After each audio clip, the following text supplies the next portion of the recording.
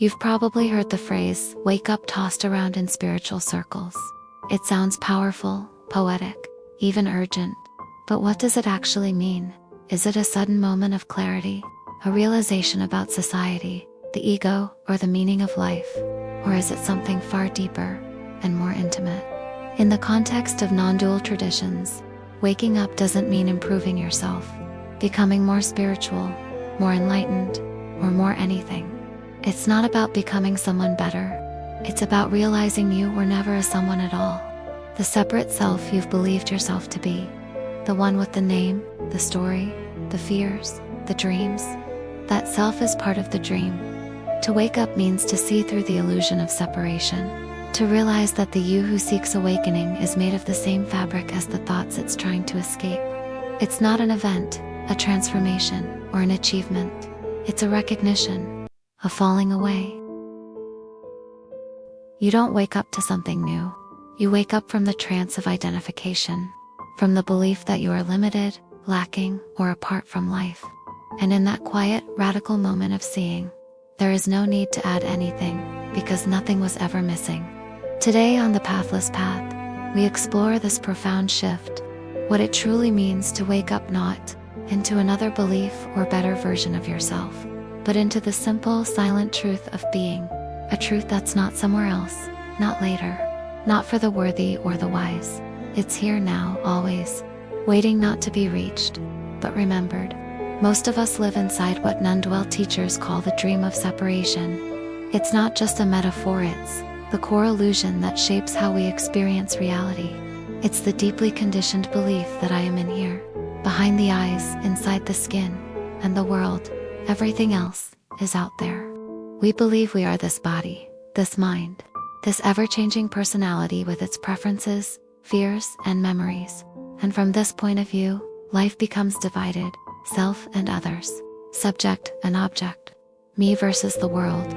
In this dream, we constantly defend, protect, and strive. We chase wholeness while believing ourselves to be incomplete. We fear loss because we think we are something that can be lost. But separation is not real. It's a story woven from thoughts, beliefs, labels, and past experiences. It feels real because we've rehearsed it for so long. But like any dream, it disappears the moment we wake up. To wake up doesn't mean to escape life. It means to see clearly that the separate self was never more than a mental construction, a character in a play. And in that seeing, something quiet and spacious is revealed. You are not the body, not the thoughts, not the roles. You are the awareness in which the entire dream appears. Silent, untouched, ever present, the dream continues. But now you know it's a dream, and in that knowing, there is peace, there is freedom, there is home. Before we go further, let's clarify what waking up is not. It's not a superpower. It's not about floating away in bliss, or becoming more spiritual. It's not a badge, not a mystical experience you can collect. You can have visions, read every scripture, follow every teacher, and still remain deeply asleep to your true nature. Awakening doesn't add anything. It's the loss of what never truly was. It's the collapse of the me, and the quiet, radiant recognition of what has always been here. Like waking from a dream and smiling, because part of you always knew. So, what is awakening? It's a moment, brief or timeless, when something simple becomes obvious. You are not the thinker. You are the awareness in which thoughts appear. You are not your story. You are the stillness in which the story unfolds. You are not inside the world. The world arises within you. It's like remembering something you never really forgot. Now comes the paradox. The heart of the mystery, at the center of non-duality. In truth, no one wakes up, because the someone who seeks awakening, the one who meditates, reads, struggles, strives, is part of the illusion. The personal self, the me that tries to become enlightened, was never real to begin with. It's a story built from memory, emotion, and thought. A character in a dream, chasing a freedom it already is. There is no person who becomes enlightened, no separate self that crosses a finish line. There is only awareness, realizing itself, not through force, not through perfection, but through a gentle seeing, a shift, a subtle, wordless recognition that the one who watched, the one who has always been quietly here, Behind the thoughts, beneath the identity, is not a person, it is being itself, still silent, unchanging, free. And in that recognition, the seeking ends. Not because a goal was reached, but because it's seen that there was never anyone to reach it. Just this, just now, just awareness, knowing itself as all things, and none. So what changes after awakening? The paradox is everything, and nothing. Outwardly, not much may shift. The body still breathes, the heart still beats. You still brush your teeth in the morning, pay your bills, speak with friends, maybe even argue with them. On the surface, life continues, unfolding in its familiar rhythms. But something essential has changed. Something subtle, yet irreversible, like a current beneath still water. A quiet turning of perception before everything was filtered through the lens of me. Every thought evaluated. Do I like this? Does this threaten me? Does this validate me? Now, that constant internal echo is silent.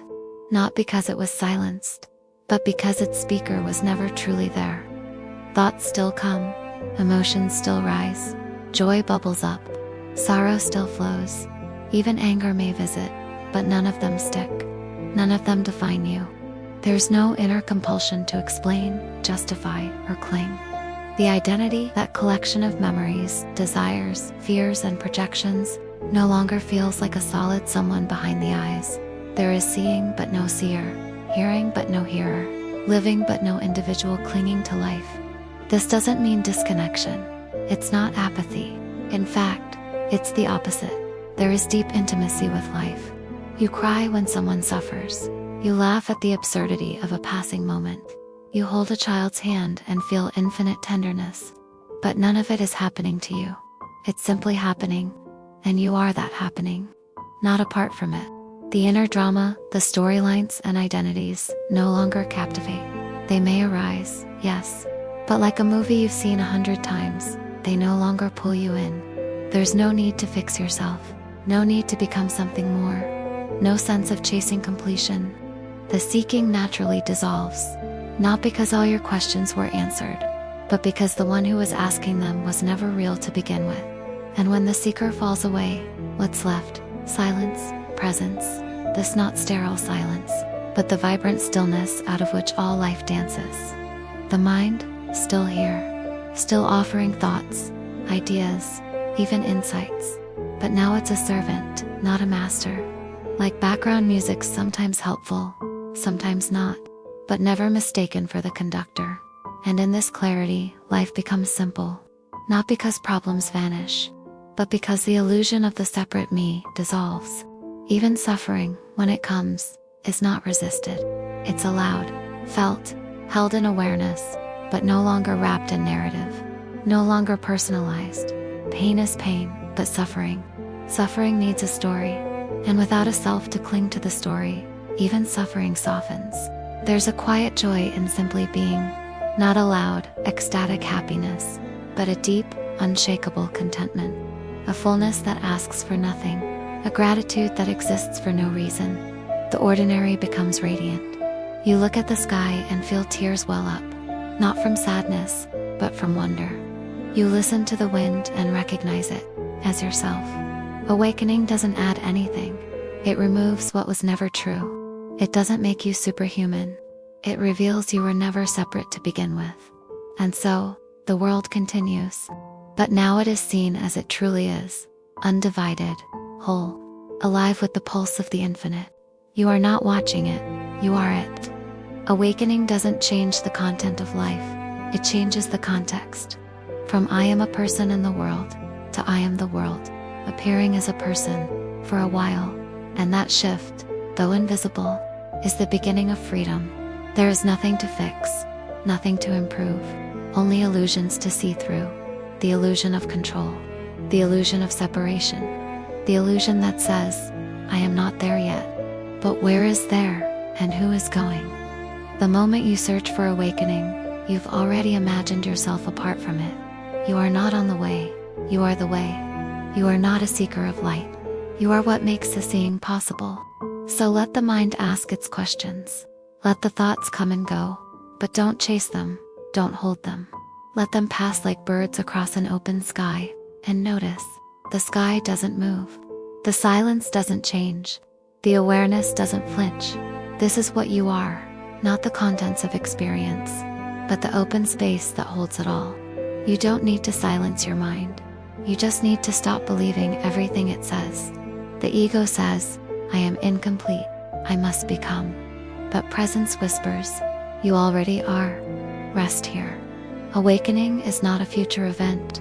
It is the dropping away of time itself, of past and future, of self and other, until only what is, remains.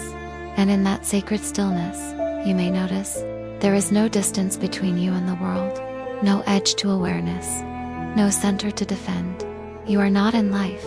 Life is in you, appearing, dancing, fading, returning, all within this vast, unmoving presence.